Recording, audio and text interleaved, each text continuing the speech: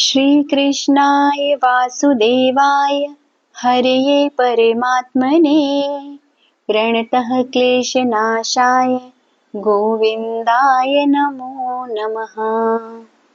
जय श्री कृष्ण। आप सभी का मेरे YouTube चैनल में स्वागत है। कार्तिक मास के शुक्ल पक्ष की एकादशी को देवोत्थानी एकादशी कहते हैं, जिसमें तुलसी विवाह एवं शालिग्राम पूजन किया जाता है। दैत्यराज जालंधर की उत्पत्ति कैसे हुई, जो कि देवी विरिंदा के पति थे, इस कथा में मैं आपको यह बताने वाली हूँ। कथा इस प्रकार है। राजा पृथु बोले, हे श्रेष्ठ मुनि नारद जी, आपने कार्तिक मास के व्रत में जो तुलसी की जड़ में भगवान विष्णु का निवास बताकर उस स्थान की मिट्टी का पूजन करना बतलाया है। अतः मैं श्री तुलसी जी के महात्म्य को सुनना चाहता हूँ। तुलसी कहाँ और कैसे उत्पन्न हुई, यह बताने की कृपा करें। नारद जी ने कहा, राजन, आप सावधान होकर तुलसी जी की महत्व और उनके जन्म का प्राचीन इतिहास सुनिए। एक समय जब देवगुरु बृहस्पति और देवराज इंद्र कैलाश पर्वत शंकर जी का दर्शन करने गए, तो भगवान शंकर ने अपने भक्त की परीक्षा ली। उन जटाधारी दिगंबर ने उनके मार्ग में अवरोध डाला।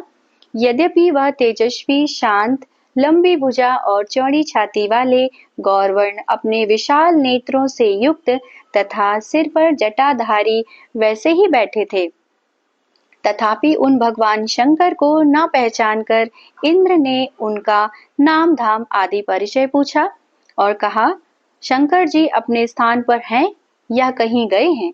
इस पर उस तपस्वी ने कुछ नहीं कहा, परंतु अपने ऐश्वर्य से गर्वित होकर इंद्र कब चुप रहते। उन्होंने क्रोध कर तपस्वी से कहा, अरे मैं पूछता हूँ तो उत्तर क्यों नहीं देता? मैं अभी तुझे वज्र मारता हूँ, फिर देखता हूँ तेरी रक्षा कौन करता है। क्रुद्ध होकर इंद्र ने ज्यों ही उस दिगंबर को मारने के लिए हाथ में वज्र लिया, त्यों ही भगवान शंकर ने वज्र सहित इंद्र का हाथ स्तंभित कर दिया और विकराल नेत्र कर भगवान शंकर ने उसे देखा। त्यों ही ऐसा विदित हुआ मानो वह दिगंबर प्रज्वलित हो उठा है और तेज से जला देगा। भुजाएं स्तंभित होने से इंद्र के क्रोध और दुख का अंत न रहा। लेकिन बृहस्पति जी ने उस पुरुष को प्रज्वलित देखा तो वो अपनी बुद्धि से उनको शंकर भगवान जानकर प्रणाम किए और दंडवत कर बहुत सी स्तुति भी की। फिर इंद्र ने भी भगवान शंकर से कहा, हे दीनानाथ, हे महादेव, अपना क्रोध रोककर इंद्र के अपराध को क्षमा कीजिए। बृहस्पति के यह वचन सुनकर महेश्वर गंभीर वाणी से बोले, मैं अपने नेत्रों से निकाले हुए क्रोध को कैसे रोकूं? तब बृहस्पति ने कहा, भगवान, भक्तों पर दया करनी चाहिए। आप अपना भक्तवत्सल नाम सार्थक कीजिए। आप अपने इस तेज को कहीं और स्थापित कर इंद्र का उद्धार कीजिए। तब भगवान शंकर ने गुरु बृहस्पति से कहा, मैं तुम्हारी स्तुति से प्रसन्न हूँ, जो तुमने इंद्र को जीवन दान दिलवाया है। मैं विश्वास करता हूँ कि मेरे नेत्रों की अग्नि अब इंद्र को पीड़ित न करेगी। बृहस्पति से ऐसा कहकर भगवान शंकर ने अपने माथे से निकले हुए अग्निमय तेज को अपने हाथ में लेकर क्षीर सागर में डाल दिया। फिर लीलाधारी भगवान अंतर्ध्यान हो गए। इस प्रकार जिनको जानने की इच्छा थी उसे जानकर इंद्र और बृहस्पति अपने स्थान को चले गए। इसके आगे राजा पृथु ने देवर्षि नारद से प्रश्न किया कि आप बताइए कि भगवान शंकर ने अपने माथे का वह तेज क्षीर सागर में डाल दिया, उस समय क्या हुआ? नारद जी ने कहा, हे राजन, जब भगवान शंकर ने अपना वह तेज क्षीर सागर में डाल दिया तो उस समय वह शीघ्र ही बालक होकर गंगा सागर के संगम पर बैठकर संसार को भय देने वाला रुदन करने लगा। वह बालक जोर जोर से रोने लगा। उसके रुदन से समस्त संसार व्याकुल हो उठा। लोकपालों के मन में भी व्याकुलता हुई। चराचर चलायमान हो गया। शंकर सुवन के रुदन से ब्रह्मांड व्याकुल हो गए।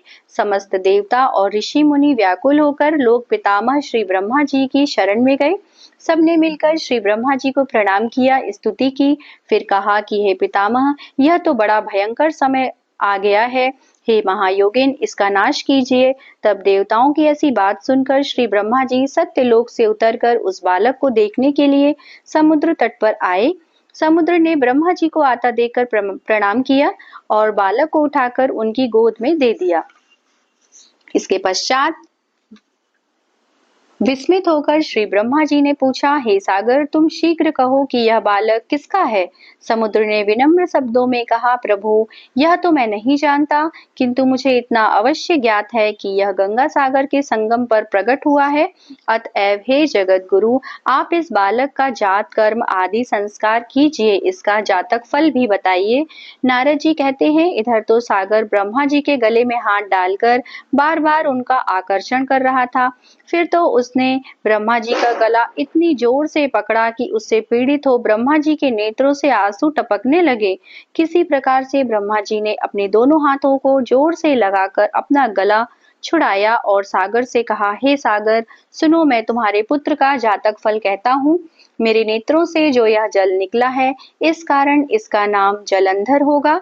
यह उत्पन्न होने के साथ ही तरुण हो गया है। इससे यह सब शास्त्रों का पारगामी, महापराक्रमी, महावीर, जवान, महायोद्धा और रण दुर्मत होगा। यह बालक सब दैत्यों का अधिपति और भगवान विष्णु को जीतने वाला होगा तथा यह कहीं भी न हारेगा। एक भगवान शंकर को छोड़कर यह सबसे अवध्य होगा। जहाँ से उत्पन्न हुआ है फिर वहीं जाएगा। इसकी स्त्री बड़ी पतिव्रता, सौभाग्यशालिनी, सर्वांग सुंदरी और परम मनोहर, मिष्ट भाषिणी तथा शीलवान होगी। नारद जी कहते हैं, हे राजन, सागर से ऐसा कहकर ब्रह्मा जी ने शुक्राचार्य को बुलाकर उनके हाथों से बालक का राज्याभिषेक कराया और आप अंतर ध्यान हो गए। फिर तो बालक को देखकर सागर बड़ा ही प्रसन्न हुआ और घर आ गया। कितने ही उपाय से उसका पालन कर उसको पुष्ट किया। फिर कालनेमी नामक असुर को बुलाकर उसका वृंदा नाम की कन्या से सविधि विवाह करवा दिया। उस विवाह में बड़ा उत्सव हुआ। श्री शुक्राचार्य के प्रभाव से स्त्री सहित जलंधर दैत्यों पर राज्य करने लगा। जय श्री कृष्ण। आशा करती हूँ कि कार्तिक महात्म्य की यह कथा आपको अच्छी लगी होगी। आगे भी कार्तिक महात्म्य की कथाएं सुनने के लिए मेरे चैनल को सब्सक्राइब कीजिए, वीडियो को लाइक और शेयर भी कीजिए। धन्यवाद।